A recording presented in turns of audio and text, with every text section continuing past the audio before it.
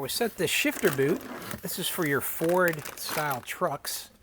It's going to work on your 250, F350, F450, and 550 Super Duties from years 1999 and up. This is for a standard transmission, manual shift. Here's what they're going to send you. Comes wrapped up, a couple bags here. And as soon as you open that last bag, you can really smell the rubber on this thing.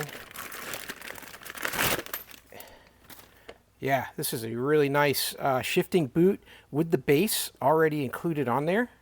So you're going to be able to mount this to your existing location for your shifting boot. Here you go. You're going to put those screws, go right down through here. They give you the screws. So go to your existing mounting points, straight down through, and bolt this in. And it might be right down to the floorboard for you. It's got a rubber, silicone, rubbery feeling plastic thing here.